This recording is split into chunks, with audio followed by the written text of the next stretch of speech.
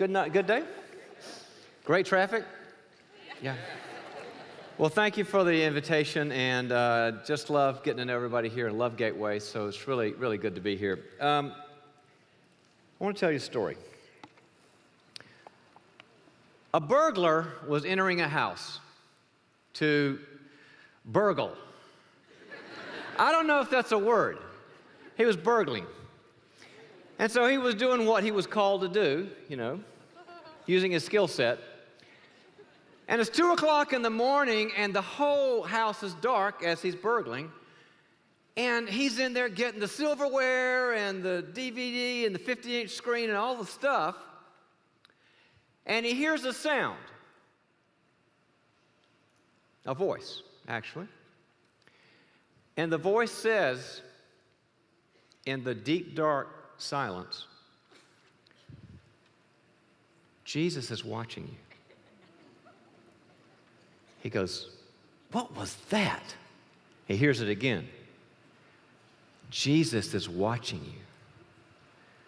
So he pulls out his flashlight, takes a chance, turns it on, flips it around, is in the middle of the living room, and he turns it around to the back of the living room. In the corner of the living room is a bird cage. And in the bird cage is a parrot. And the parrot's standing on the perch. And he looks at the parrot and says, did you say that? And the parrot says, yeah. He says, you said Jesus is watching me? And the parrot goes, yeah, I said that. He says, are you Jesus? And the parrot says, no. I'm Moses. So now the burglar is really confused. And he says in the kind of amusing way to the parrot, he says, what kind of dysfunctional house would actually have a parrot that they would call Moses? The parrot says, I don't know. Probably the same kind of house that would name their Rottweiler Jesus.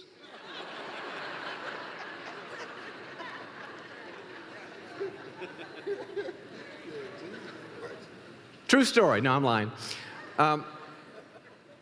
But there's a moral to that little parable, which is that in our faith, a lot of times we get kooky ideas about what the Bible says about saying yes and saying no, and what's giving and what's not giving, and we don't know the parrots from the Rottweilers.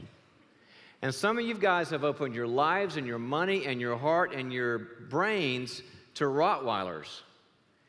And so I'm going to ask you a misery question. When I do a lot of leadership training, and I found out that leaders work better when you give them a misery question, because then they get uncomfortable and they change. That's the way I am. I'm going to give you a misery question, and I want you to think about this.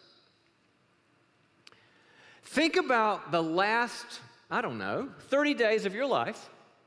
So we're at early March, between now and last February.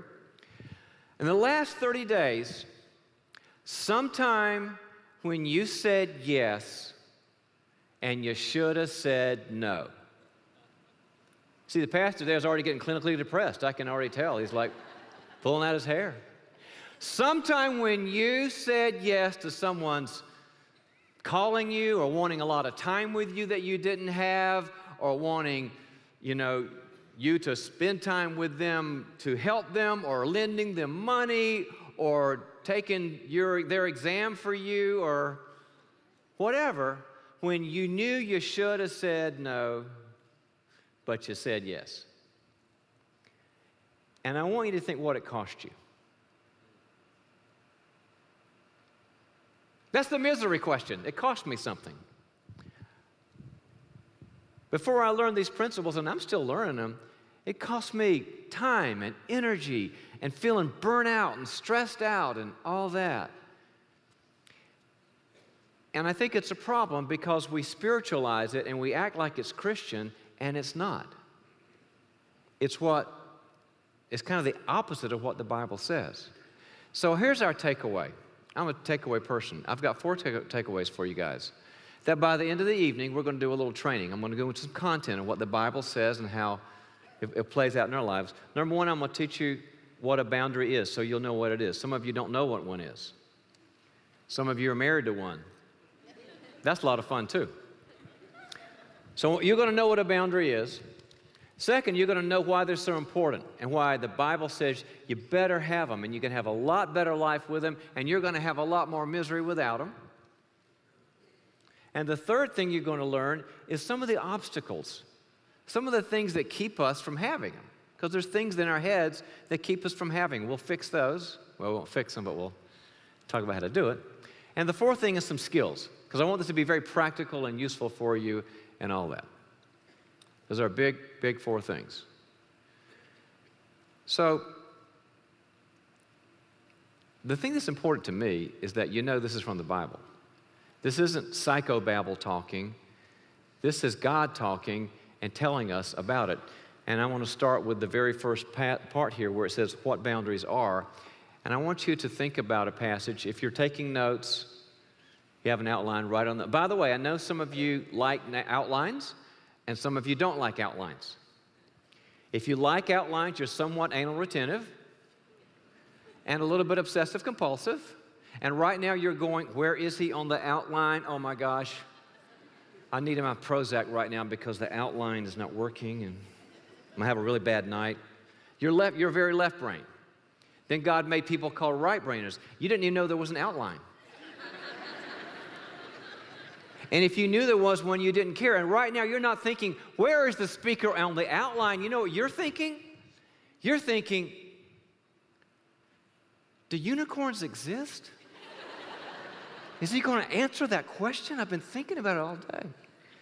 Well, we're going to help either side of the brain that you're working with right now. But the passage I think that kind of encapsulates all this is Proverbs chapter 4, verse 23. Proverbs 4, verse 23, which very simply says, guard your heart, for from it flow the issues of life. Guard your heart, for from it flow the issues of life. And let me explain that. The word for heart in the Hebrew in the Old Testament is a word meaning the inner person.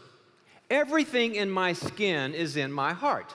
Everything in your skin is in your heart. And there are 7 things that I believe are in your skin that I bet you're not guarding, that you're not taking care of, that you're not paying attention to, because you don't want to be selfish and you don't want to be narcissistic and you want to be a giver. And we're going to change that. Here's the 7 things. The first thing is your values. Inside your heart are your core values. Your values might be Christ and love and family and integrity and all those things. But we've all got to work out our core values, because values drive your family and life and career and self-help and all that. That's number 1. That's inside your heart. The second thing besides your values are your thoughts. We're supposed to take thoughts captive to Christ, right? How you think about things, how you perceive things. We're supposed to be thinking people. The third thing is your feelings, your emotions. God made you emotional people. God is emotional himself. You're supposed to guard your feelings. A lot of the work that I do is when people don't guard their feelings. In fact, when they find themselves guarding the feelings of someone else and dismissing their own feelings, and they don't listen to their gut, and they don't listen to their passion, and they're taking care of someone else's. I'm supposed to guard my feelings. You're supposed to guard your feelings. We're not supposed to get cross-linked. Let me ask you another misery question. How many of you unknowingly and unsuspectingly have taken responsibility for someone else's feelings? Don't raise your hand yet. It's me. Call on me, because I'm really the worst at this. Somebody was miserable, and you felt like it was your project to make a miserable person happy. They were sad, and your job was to make them happy. They were upset and overwhelmed. Your job was to make them feel peaceful and free. How many of you have taken ownership? I've done it a million times. Raise your hand. Great. How many have never done that? You're totally holy, you're totally healthy, you don't know what you're doing in a church with all this dysfunctional people. Raise your hands high if you've never done that. I want to see high if you've just never, ever done that. Oh my gosh. This is really depressing. Not one person raised their hands. Huh? This is my son, forget it. And he's lying right now. Okay, nobody raised their hands. And I wish somebody had, because it's really good for everybody to see what denial looks like.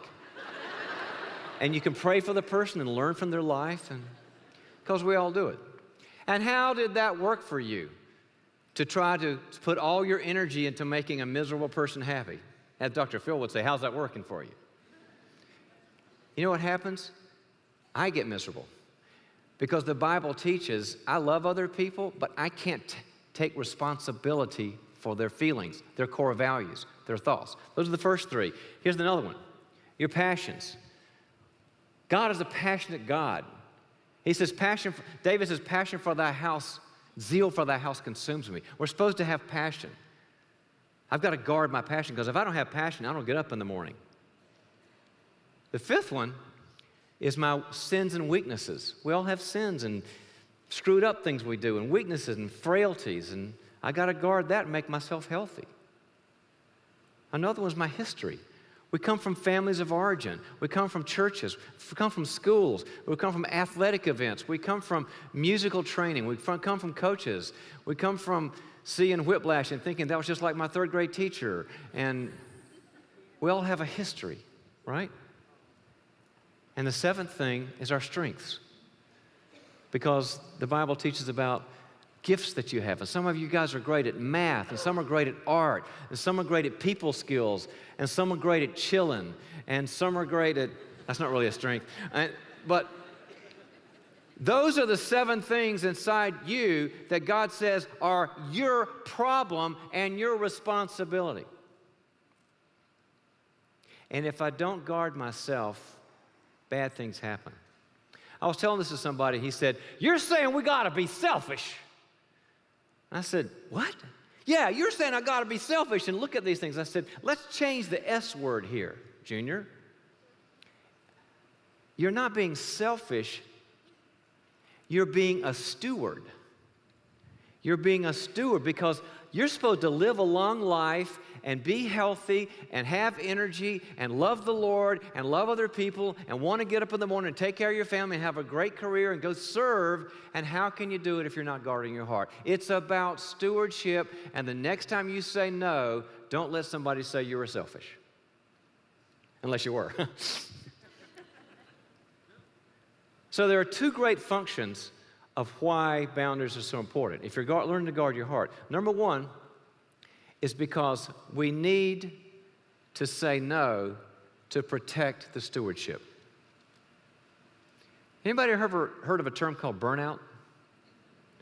One of my things I do in my career is I work with very high-performing, very smart, very burnout leaders. They work with multi-billion-dollar companies, and they're great, and they're just falling apart. And guess who knows about it? Nobody. The spouse. The husband or the wife will go, I know they look like Superman or Superwoman, but they're dying. They're starting to have heart problems. They're starting to have cholesterol problems. They're starting to have energy problems. They're snappy. They're distant. They're shut down because they're not guarding their heart. One of the things you find out with people with really good boundaries is they say no when they need to say no. When you talk about saying no, see, it's not about, oh, this is a really important message. Say no to drugs. Well, that's revolutionary. I've never heard that. Gosh, I'm not supposed to shoot drugs in my veins. Man, write that down. No more drugs for me. You're not supposed to do drugs. Say no to robbing banks. Wow. Fantastic. See, in a crowd like this, it's not about saying no to evil, toxic stuff. That's just sure. You know what we have a problem with? We don't say no to the good for the service of the best. Let me say that again. Most of us in this room don't set boundaries with the good in the service of the best. So we say yes to somebody who wants to spend 2 breakfasts a week with us to mentor them when we've got 1 breakfast a year. That's a good thing. Might not be the best thing. We say yes to people that are kind of, how do I say this in a nice way? You got any empty calorie people in your life? You know, empty calories, like popcorn. It's okay. Just you don't have to work out after you have it. And there's lots of people, they're not horrible people, they're just empty calorie people. And I used to collect them. I had a big stamp collection full of empty calorie people. And I found that I wasn't getting anything done in my life. I wasn't getting my goals done and my mission done and my vision done. I was burning out because I was saying no to good things and not, well, where does God want me? Because I promise you, if you want to accomplish anything big in life, I mean big career, great family, serve, change the world, I promise you, you're going to have to disappoint some people. I've never spoken to a person who accomplished a lot who can't say, I disappointed a lot of people who wanted my time and my energy and my answers. The ones that say, yeah, I take care of those people, they don't get anywhere. I was working with a young leader one time, and I said, let me do an analysis. How are you doing? He says, I'm doing fine. I'm successful. And I said, great. You're 36. You look great. How successful are you? He pulls out his smartphone and he says, I'll show you something. My inbox is empty. I am successful. I said, you're a failure. He says, I need another coach. I said, maybe you do. But why do you think I said he was a failure? Because the inbox was empty. Whose schedule was he on? He was on everybody's schedule who sent him an email. By the way, there was a Nigerian prince who gave him $50 million. Have you seen that? You got to do it. Give him your social, your credit cards, you'll get $50 million. I'm waiting for mine. I can't wait. He was clearing out his inbox because he didn't want anybody to be upset with him and to think, you know, gosh, you're not getting to me. And he wasn't getting anything done. Guard your heart. So the first part is, it's important because you've got to say no to some good things to do the best thing that God's called you to. One of my favorite lines, an old pastor friend of mine told me, he said, you know, you got to get it straight. A need is not a call. That changed my life. A need is not a call. Just because somebody needs something doesn't mean I'm called to feed it. God is. But there's a lot of needs out there. I'm supposed to do the ones I'm called to do, that I've got the skills to do, that I've got the passion to do, that I've got the time to do, that I've got the energy to do, I've got the bandwidth to do. The second part of why boundaries are important is because sometimes we have to confront people. Sometimes you have to have the tough talks. I spent a long time training people how to have the tough talks. Because nobody wakes up in the morning going, I can't wait to have a tough talk. Man, it's going to be a beautiful day. I'm going to confront some people, make them cry. I can't wait to get some breakfast. If you did that, you'd have a psychological disorder. We'd have to fix you, put electrodes on your head or something. It's bad. But it's necessary. Because there are people who are either toxic or controlling or judgmental or irresponsible, or they have what we would call character problems. And I promise you, you're a target. You got a bullseye on your back that says, use me. And you've got to have tough talks with some people. Confrontation is not fun, it's not easy, but it's necessary. And boundaries are about having loving, non-judgmental, very, very direct talks. One of the things I've found is that when people in a family or in a business or in a church are afraid to have the tough talks, everybody goes crazy. It's just chaos. Think about when your kids were really little. When our kids were little, our kids spent their first 3 years in timeout. It's just kind of the way it was. They didn't even know what the outside looked like until they were 4. Because you got to have tough talks because God has tough talks. And think about all the verses in the Bible where God says, like Nathan did to David, you are that man. Like Jesus says in Revelation, I have these things against you. Healthy confrontation is healthy biblical functioning. Healthy confrontation is healthy biblical functioning. I'll give you an example of this, but first I got to get permission. Would you stand up, honey? This is my wife, Barbie. Barbie's here tonight. Would you stand up? Let everybody say hi to you. All right. Do I have permission? Okay. I always got to make sure. She's never said no to it, but she could. So when we were in the young parenting years, trying to figure out life, you know what you do when your kids are little beansters, you don't know what you're doing, you're trying to figure it all out, right? And the big areas of young married, how many of you have kids? Okay, you understand. The big areas are, in the first few years of life, are spiritual values, money, in-laws, and sex. That's kind of the big four, right?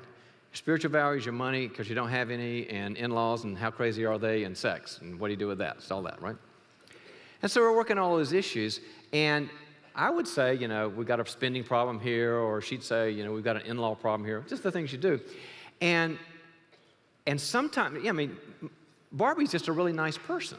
She's just a kind person, and she didn't have a lot of this boundary stuff, so she, married them. It was really great. So one day I said, I'm really bugged about the spending or whatever. And she goes, well, then you don't love me. And I go, whoa, tilt, stop. No, you can't say that. No, never say that again. Why in the world would you say that? And she said, because it doesn't feel like it. And I went, I better listen to this. It doesn't feel like it. So we had this long conversation. Remember our conversation? And she said, I said, tell me what are you talking about that you don't, when I get bugged, I don't love you. She says, well, I feel like we've got this good thing. We've got this gallon of love stuff in between us, right? And we built it up and we really care. And when you're angry or mad or whatever, and we get into it, I feel like somebody ripped the bottom off of it and all the love flushes out and I can't feel you anymore. And in marriage, if you can't feel the other person, there's a problem. You're in what we call the parallel marriage, which is a horrible thing. I can't feel you anymore because all the love just kind of poured out the bottom. Anybody relate to this? Okay. I said, well, that's awful. I don't want you to ever feel that, but we've got to tell truth to each other, so how do we work this out? And Barbie's a very reflective person, and she thought about it, and she said, reassure me.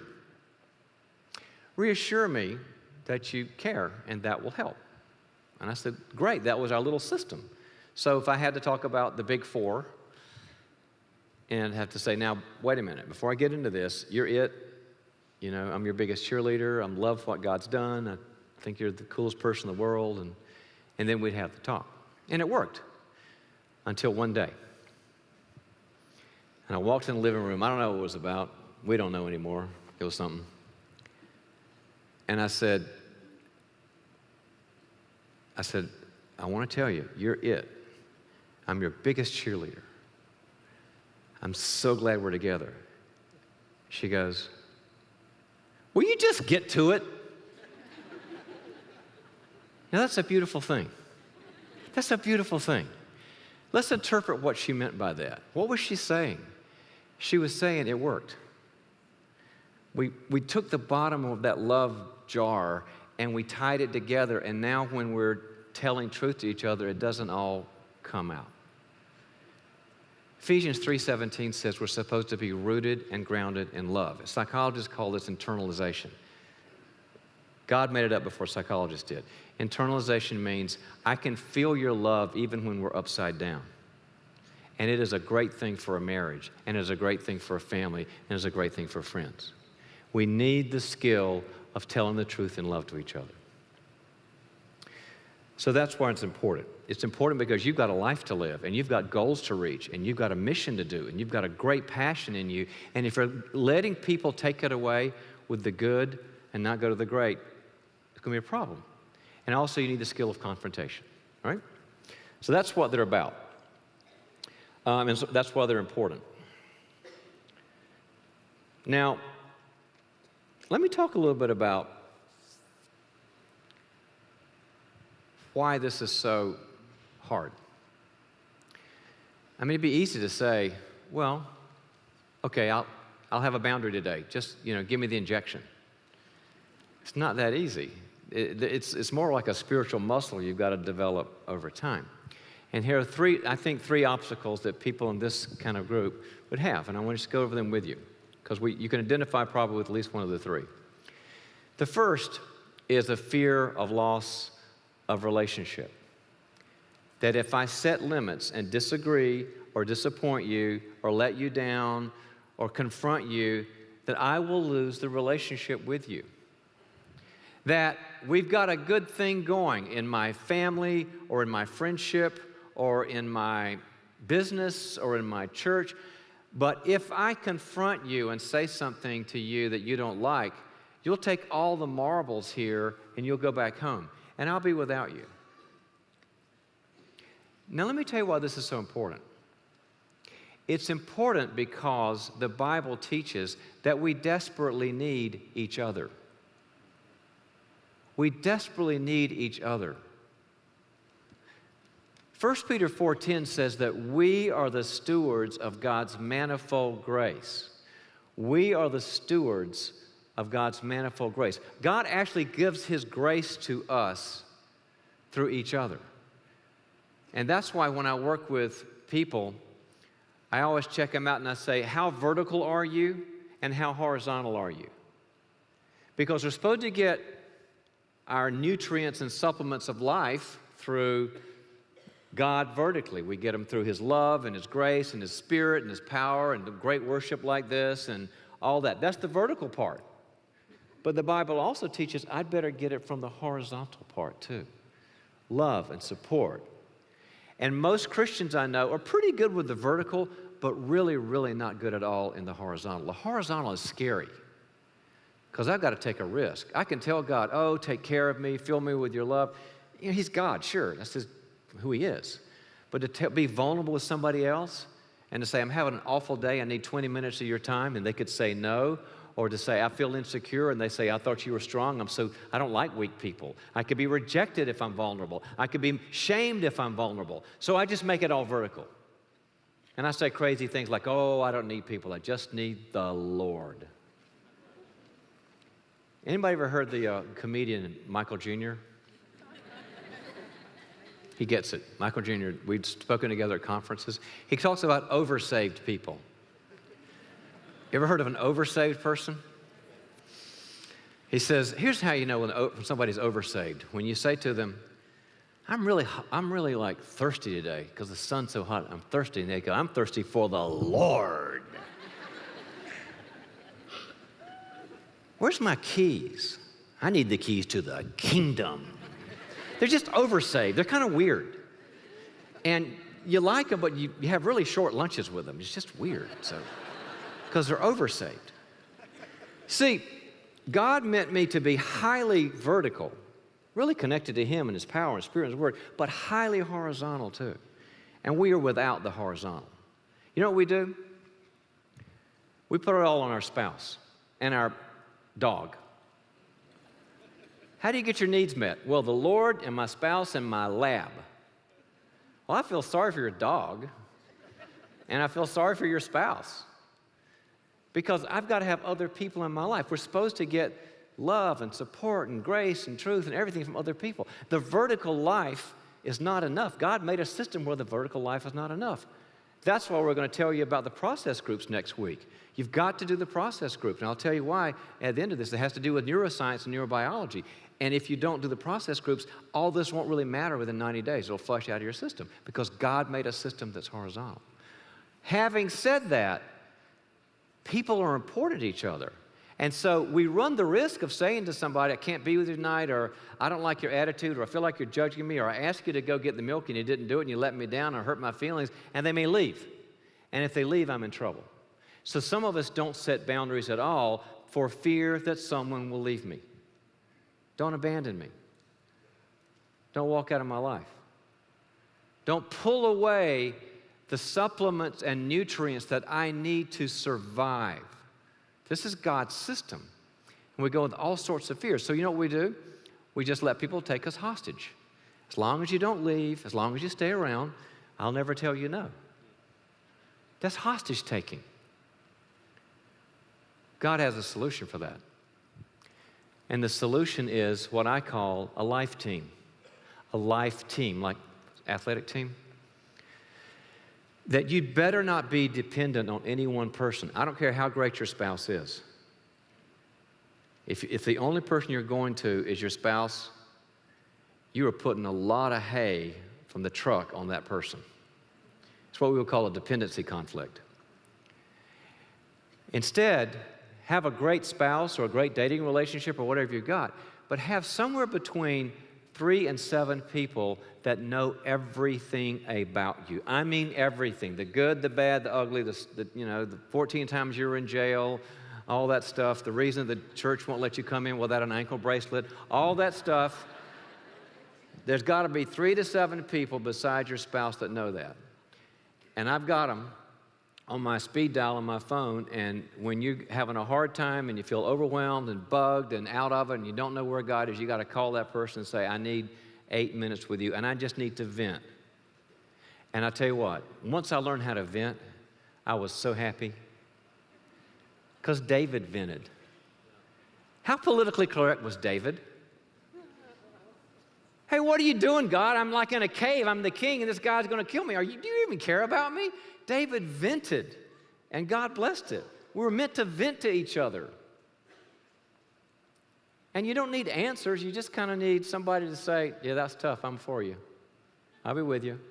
I don't have 14 answers for you right now. And the very being with is what comforts us. And what's funny is people always tell me, I don't know anybody like that. And I always say, have you asked? No, because most everybody I know is toxic. Well, maybe you got a problem.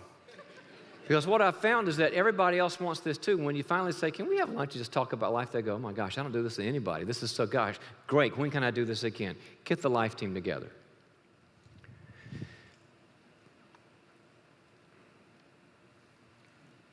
But life teams are scary because you got to be vulnerable. It's not fun to be vulnerable. I come from a large family.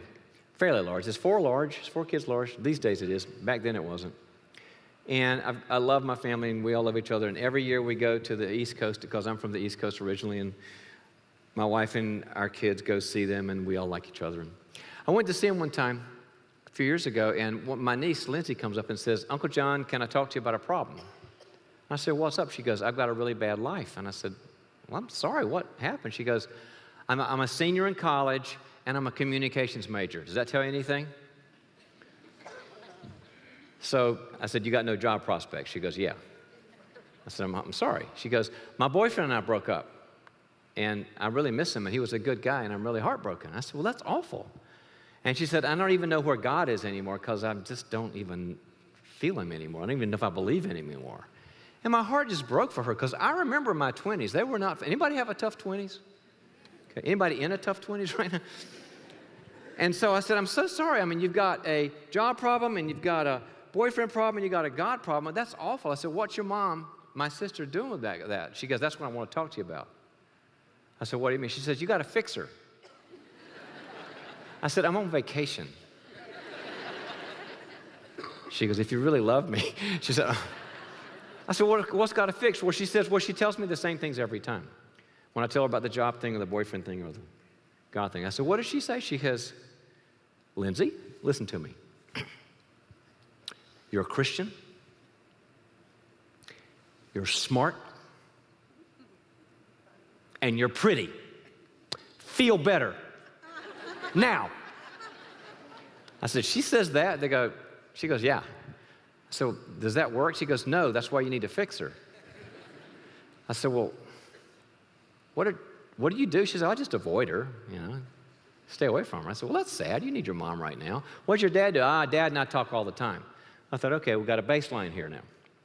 So I went to grab my sister, and you know how it is at family reunions. You do little sidebar talks with everybody. Let's go to the backyard and talk about this and gossip, or go to the second bedroom or go to the kitchen. So I grabbed my sister, and we do the outside thing in the backyard. And I said, Lindsay's really in trouble. She goes, I know. Fix her. Great. What needs to be fixed? Well, haven't you heard? She's got a job problem, a God problem, and she's got a boyfriend problem. I said, I know, it's awful. She tells me that you say you're Christian, smart, and pretty, and then you say feel good. She goes, I know. Fix her so that she can feel the nuggets. She can feel these truths that should transform her. I'm like, I ain't that good. She said, what do you mean? I said, well, that's really what you say? She goes, yeah, she just got to understand that she's seated in the heavenlies with Christ, and she's a smart girl, and she's pretty, and she'll make it. And I said, I don't think that's working. I don't think she's going to be vulnerable with you. And she said, what am I supposed to do? And when somebody's kind of like that space, I just tell a story, because stories convey things that, three principles don't work anymore. You go to the story, right? And I said, look at it this way. I said, your daughter fell down a well, a 40-foot well, awful, a long fall. And she's at the bottom of that well, and she's miserable. She's scared, and there's no boyfriend, and there's no job, and there's no God, and it's dark, and it's cold, and it's scary, and it's just awful. And she's looking around in limbo. And she doesn't know up from down, and she's overwhelmed. And you're at the top of the well, and you're leaning over, and the sun is shining, and clouds over here, and you go, honey, you're Christian, smart, and pretty. Come on up. Like the Bob Barker guy, come on up. I said, let me give you a contrast here. Your husband, Mark, my brother-in-law, he jumps into the well. 40-foot dive, jumps into the well. And he picks up his daughter, your daughter, and he holds her. And he says, it's really scary here. It's really dark here. It's cold. It's overwhelming. It's confusing. And I've got you. I've got you. I've got you until we're ready to come out. Anybody ever had somebody go in the well with you? It's pretty good, isn't it? They didn't have 14 answers. They didn't tell you you're a Christian, smart, and pretty. They got in the well with you. And I said, that's why she avoids you, and that's why she goes to him. My sister is no fool. She says, you're telling me to jump in the well. I said, I am. You're a mom. She goes, that's really hard for me. I said, I know your parents. I get it. I said, but you have to learn how to do this. She said, but I want to give her answers and hope and cheerleader and encouragement. I said, that's fine, but there's a sequence to this. The Bible teaches that grace comes before truth, not grace after truth. Look at John chapter 1 in the Greek. The order is significant. Jesus came full of what? Grace and truth, not full of truth and grace. You've got to get in the well with her before you earn the right to give her your nuggets. She needs your wisdom. She needs your suggestions. She needs your advice, but you've got to empathize with where she is right then, or you will always alienate her. And my sister learned it. And I checked on them a few months later, and Lindsay said, we're good. And my sister said, we're good. You might be a real advice giver, and we need advice, but put duct tape on your mouth until you've jumped in the well and said, I know it's hard. I know it's awful. I get it. People need grace before they need truth. Theologically, we call that the identification of Christ. In Hebrews chapter 4, it says we have a Savior who suffered in all things as we did, except without what? Except without sin. He came down and identified. He jumped in the well. You got to have somebody in the well with you. And again, have those 3 to 7 people plus spouse, and it will change everything for you. That's the first obstacle, is that we get afraid and too dependent on one person. Spread it out, 3 to 7. The second obstacle has to do with a fear of conflict. In my world, in the clinical world, they call that conflict avoidance. Conflict avoidance, when I just am afraid of somebody's anger at me, somebody wrathing at me. One of the things I do with my leadership teams is I always talk about, okay, where did you learn about conflict? Well, you learned about conflict when you were 8 years old at the dinner table on Sunday night. Everybody got some kind of training on conflict and anger at the dinner table on Sunday night. It might have been crazy psycho training. It might have been pretty healthy training, but you got training. And I'll get a number of answers. Like somebody will say, oh, my training was dad can be mad, nobody else can. Or somebody say, no, mom can be mad and dad runs out of the room weeping. Or another one was, mom and dad will change the subject when somebody gets upset and talk about crazy stuff like, look at the flowers today. It's going to be a great day. While Junior's on drugs over here, it's just going to be a great day. That's another training we get. We get another one where, well, any kind of negative thing, it must mean you're not really a good Christian, so we can't talk about negative things. But my favorite is all of my Italian friends. How many Italians we got in here? Every time I talk to my Italian friends, they go, oh, we're not like you guys.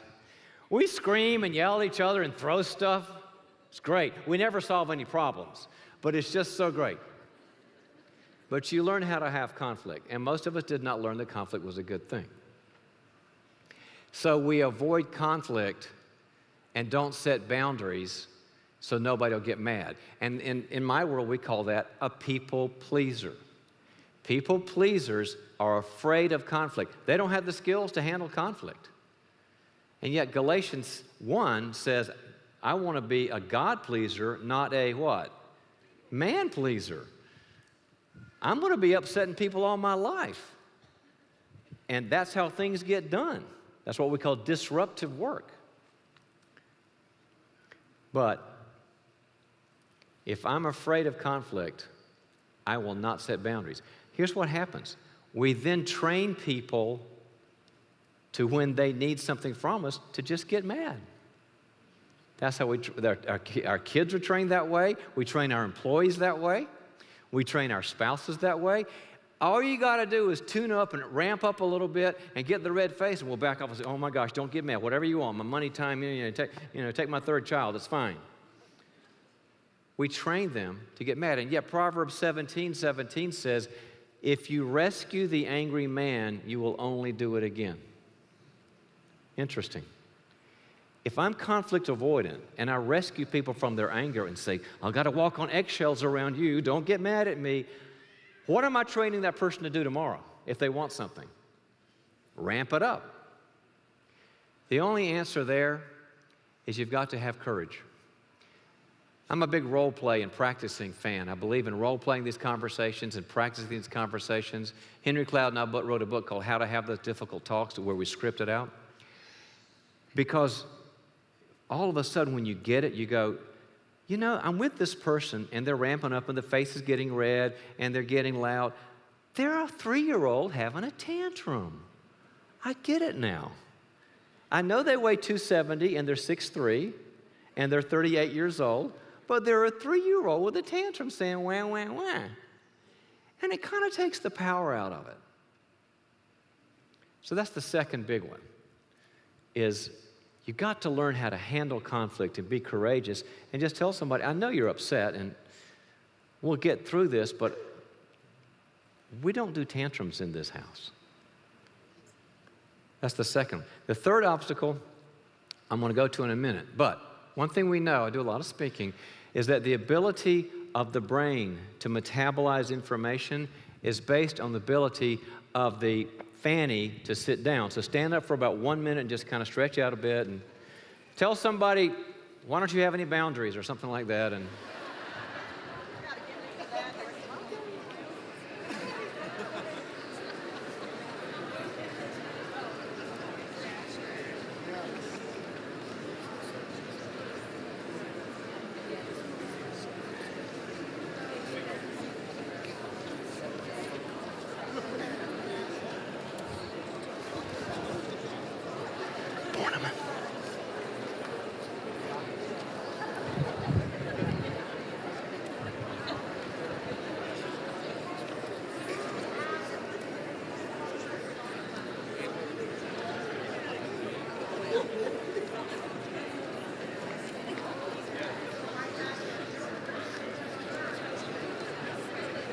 all righty. Got the mojo out a little bit and got the metabolism going somewhat? Now, in a crowd like this, somebody always says, God, they said no to me for the first time. This is awful. That's why they took you to the event tonight. Don't you understand? Here's the third the third obstacle. The third obstacle is a little thing called guilt. The gift that keeps on giving. Guilt. You know, of all the weird things about the Christian faith, Christians struggle so much with guilt, and we, if anybody, should be the most free of it. But we're not, unfortunately. And we don't set boundaries because if we do, we'll feel guilty. Now, let me explain the difference in the dynamic between a fear of someone leaving me, which is the first obstacle, a fear of someone's wrath, and the second obstacle. The third one is I'm afraid I will damage you. That's guilt. I'm afraid if I say no, I will damage you. I will discourage you. I'll take away your enthusiasm. I'll depress you. I'll make you sad, and I don't want that. So I'll never say no to you. Just on a personal level, I'm pretty good with the first ones. I got a lot of friends, and I'm okay with anger. But I still struggle with the guilt one because I don't want to hurt people. And I feel like sometimes, gosh, I don't want to really ruin their parade. And you find that a lot of people have that kind of struggle. Now, let's talk about that a little bit. Number one, if you're not setting boundaries with someone because you feel guilty, you're probably making a confusion in your head between a thing called hurt and harm. Hurt and harm. Do you know that hurt and harm are very different? They're not the same thing. When I went to the dentist, he hurt me. I pay him money to cut me. Isn't that weird? He hurt me. Did he harm me? No. He helped me. What about those 12 Oreos I ate the day before? They felt great. Did they hurt me? No. Did they harm me?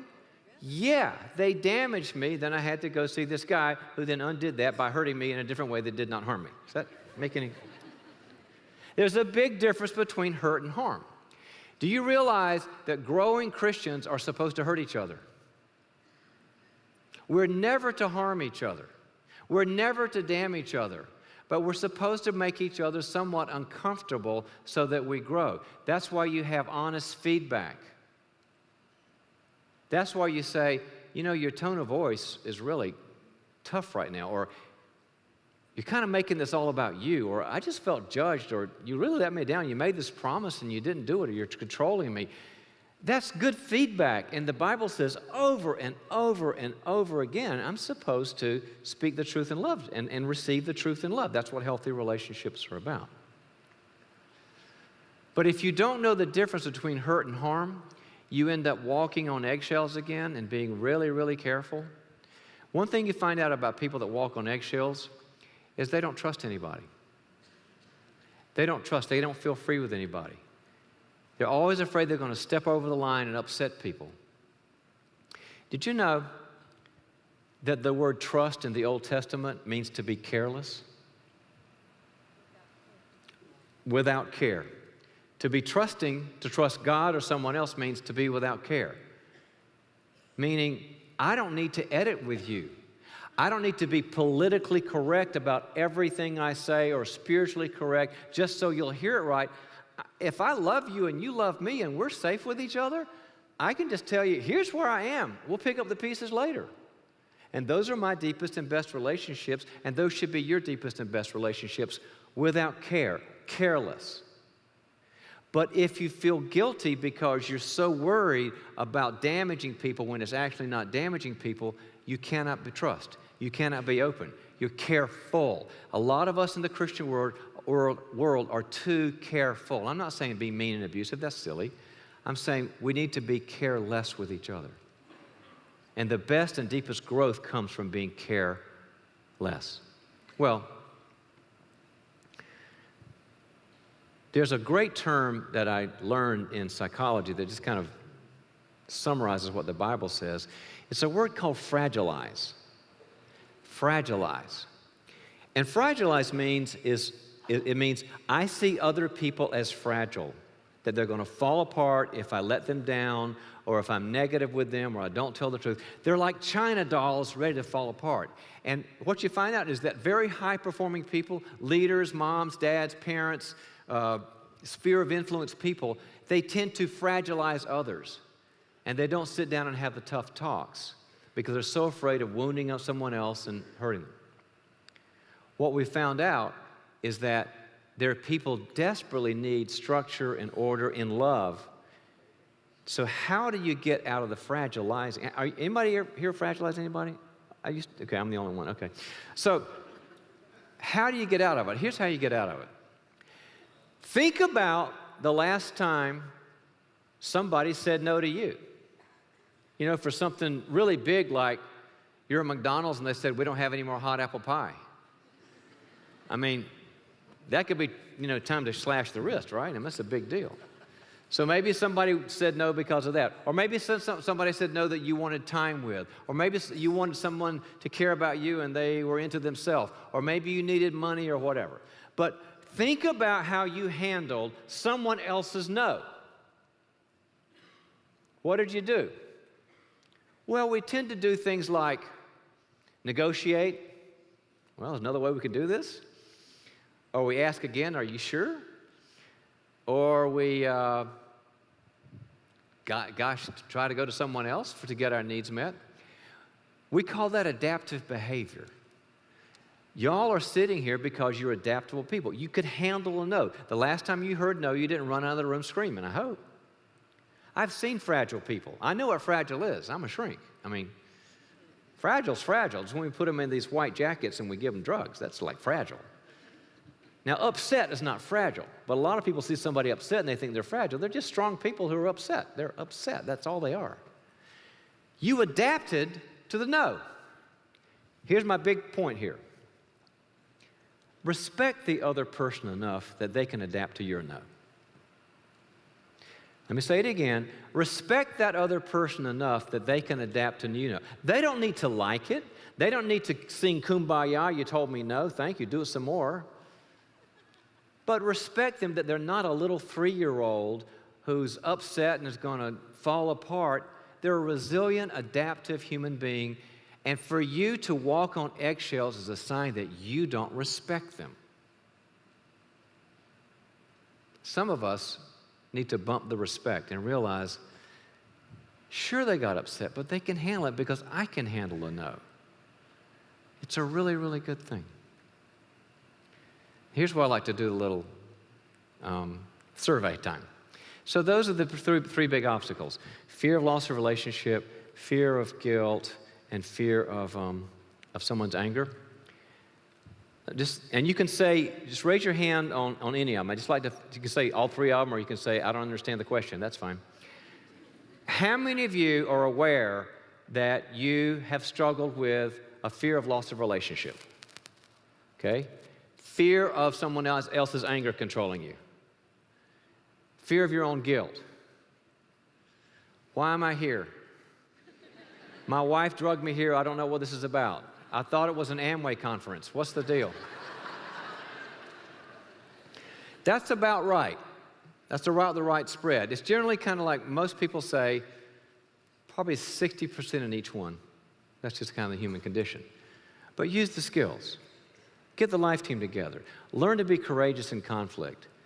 And start respecting people that can take a no. And all of a sudden, it'll get a lot better.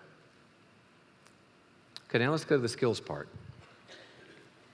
There are several skills that are very helpful that you can practice this week to, begin to develop what we call the boundary muscle. The first one is to monitor your lies. Monitor your lies. See, people that can't say no are by definition liars. I get it. How are you doing? I'm fine. When you just had a big fight with somebody and you dented the fender and the laundry was wrong and your spouse is a nut and you're just upset. How are you doing? Fine. Romans 8:20. I'm Christian, smart and pretty.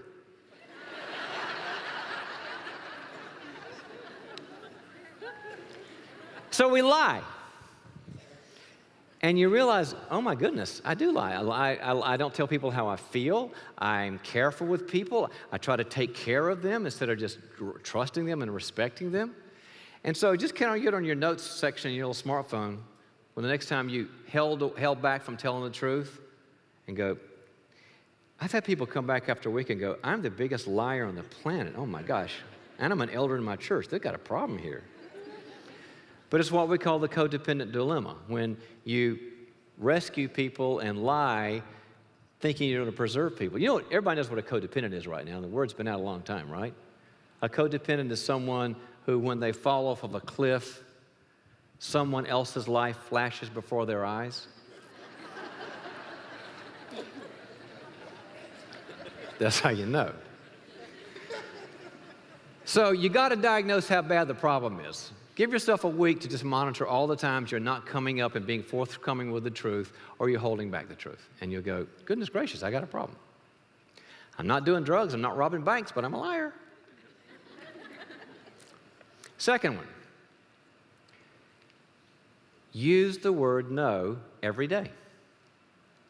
Use the word no every day. I study neuroscience, and there's a lot of really great information that basically supports everything the Bible's been saying about the body-mind experience, you know, because Psalm 139 says that we're fearfully and wonderfully made and how God made us so intricate. Our bodies and mind are all mixed up together, especially on neural pathways. We found out that if you say no and you're honest about something, it makes it easier the next time to say no. The neural pathways get stronger.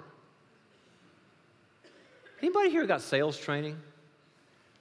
Okay, you guys know how to handle a no. And when you guys hear no, what you hear is maybe. When you hear maybe, what you hear is yes. So you come home, how was the day? Oh man, I had a lot of yeses and some maybes. It was great. Flip it around and use the word no. And here's the easiest thing to do is don't come after somebody and all of a sudden say, I'm working on boundaries. No. I mean, it's a great evangelism tool, I found out. It's good. Don't do that. But just give them your own opinion. Somebody goes, man, I just love who won the Oscars. You might go, I didn't. And then they'll leave you. They'll never speak to you again. It'll be great.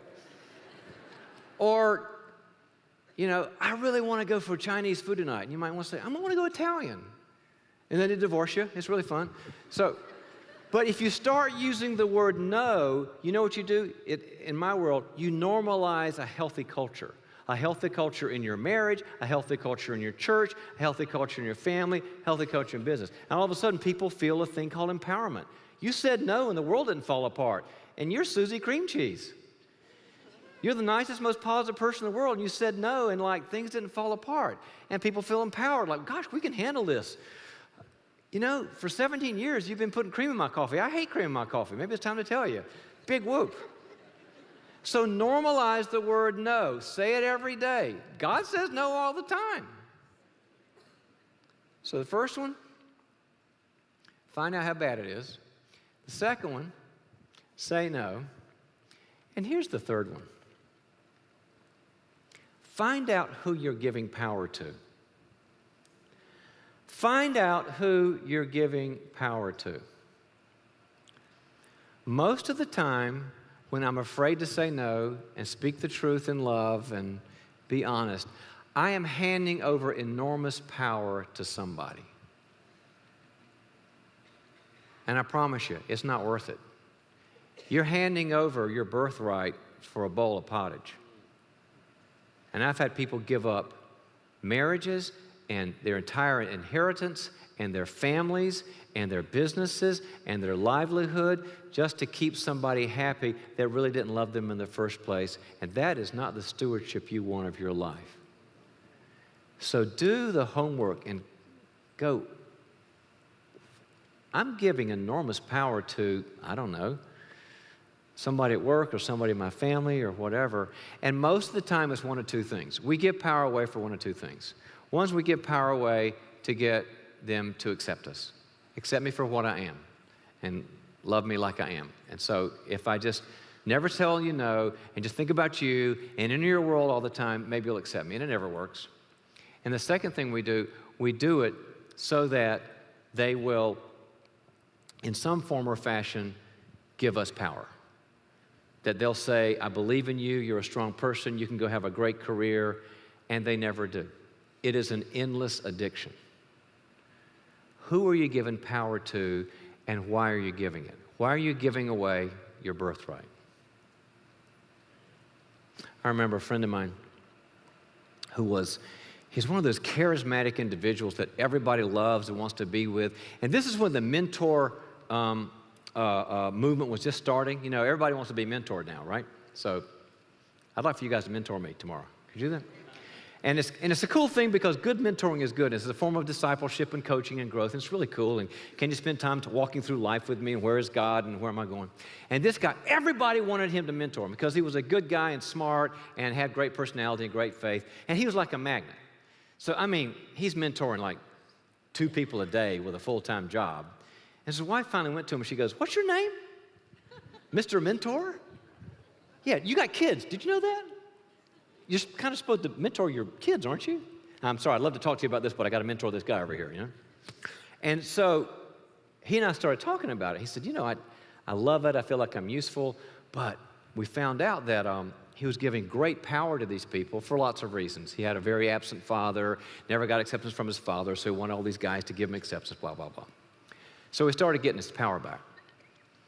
And all of a sudden, he started spending more time with his family and things got better. Well, he and his wife were out on a double date. You know that double date where 2 of you in the front, 2 of you in the back, and there's no kids, and it's kind of fun. And they're driving along, and the guy who was with my friend says, "You know, I really like our connection. I feel kind of a chemistry. It's kind of a promise keepers thing I feel with you. Can you mentor me?" And the wife is like, she went into trauma. She went, "Here we go again. Woo, woo, woo." You know, she's like, "Here we go. I'm going to lose you again." Because the guy's like, "Can we get together at 5 o'clock on Saturdays? Because that's when I really need you." And all this stuff. You know. And he turned around and he said, "Gosh, Sam, I'd love to mentor you. It's a really busy year. Could we wait for a couple of years?" And the guy had a hard time with that. "Well, I really need you." He goes, I know. How can I support you in a way that doesn't involve me mentoring you this year?" And the guy, they finally found a referral for him, another guy that was finding all this. But the wife, think about the wife.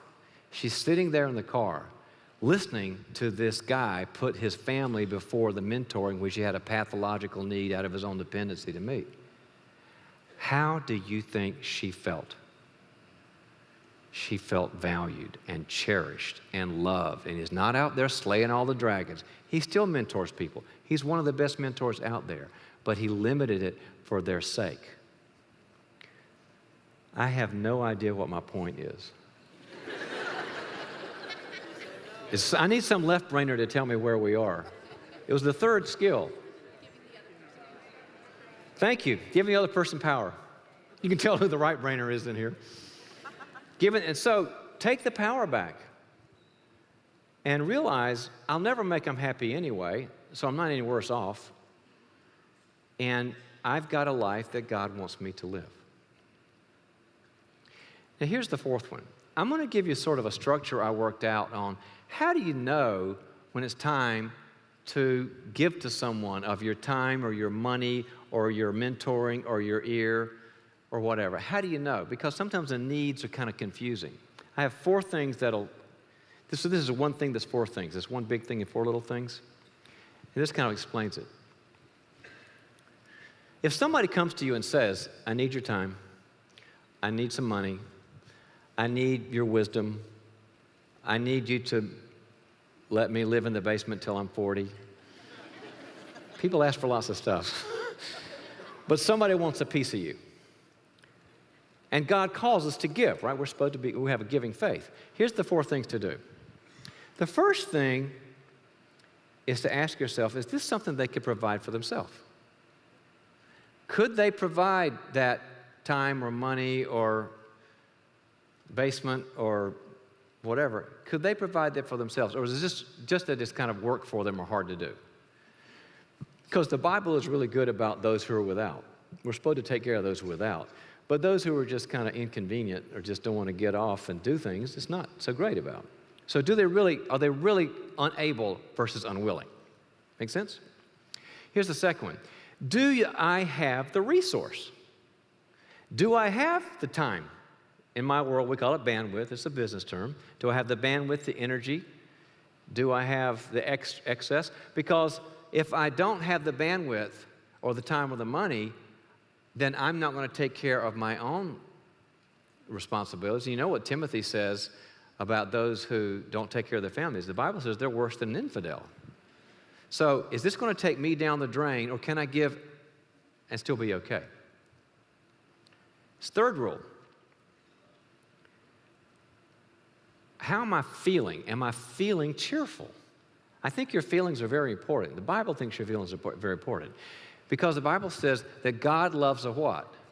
A cheerful giver. In fact, in 2 Corinthians 9, right before that, he says, do not give out of a grudging heart or a resentful heart.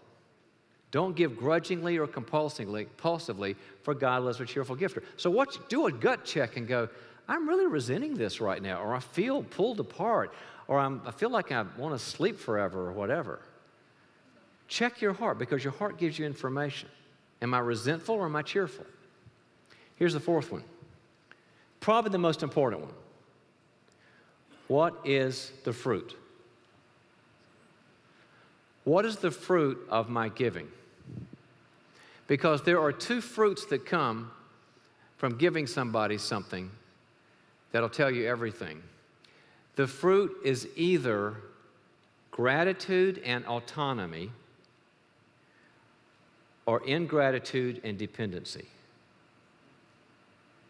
Gratitude and autonomy means thank you. You picked me up when nobody else did. I'm going to live my life.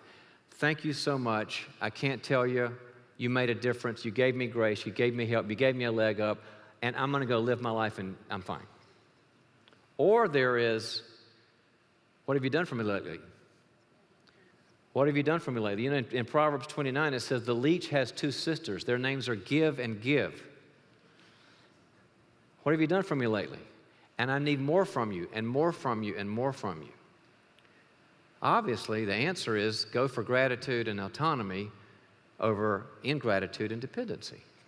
But I found out if you use that as a little check mark to see, should I do it? Is this person needs something, and am I in the right place to do it?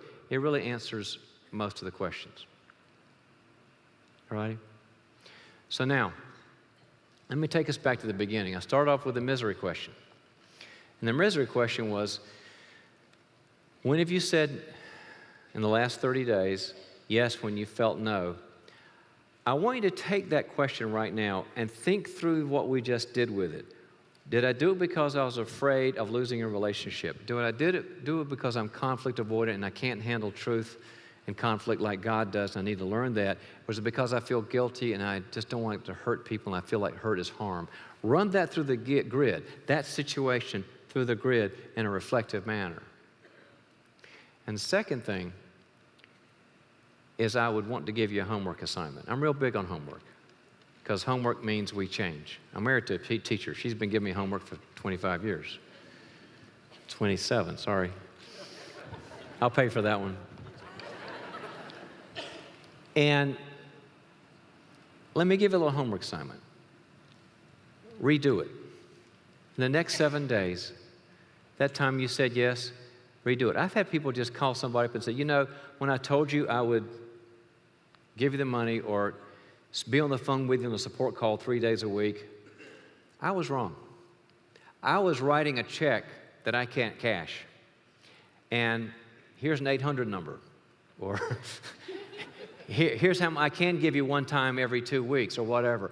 But redo it. There's nothing wrong with redoing something that you did wrong the first time, because otherwise you're not going to have the life that God designed for you to have. So the good picture is boundaries are A, from God, and B, they give you your life back. I remember when Cloud and I wrote this book so many years ago.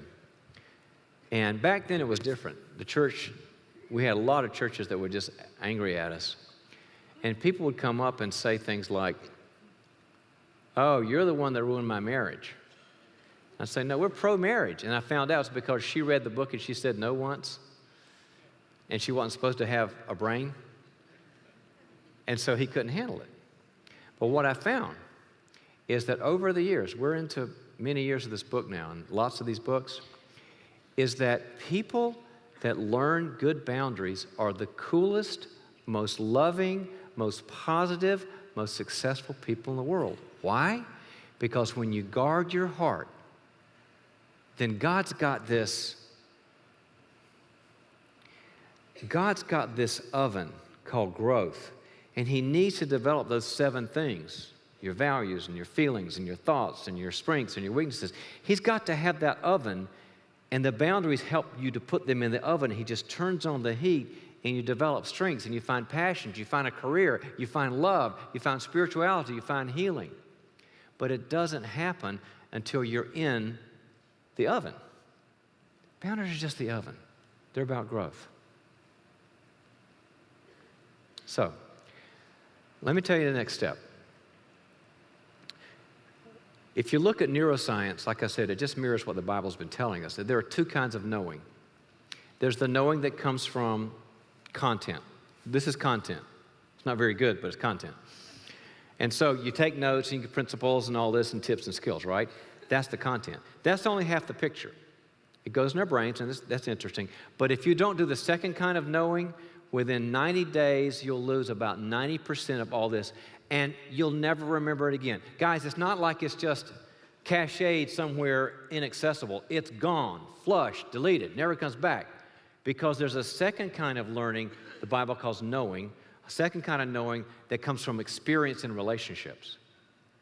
And if you take the principles and you put them in experiential relationships, those are God's 2 kinds of knowing in the Bible. Now that's permanent. That's transformational. That'll make you a different person.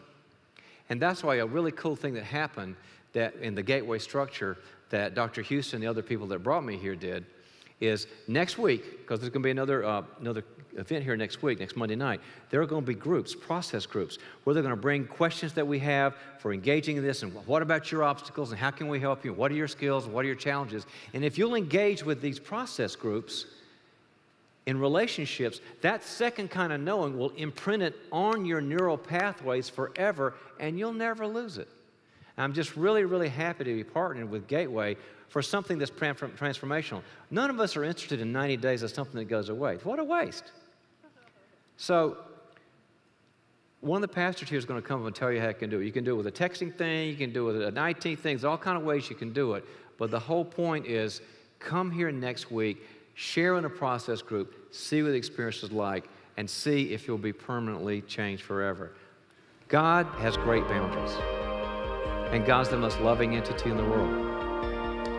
So that's our call, to have the same ones He has. So, thanks a lot, guys. God bless you.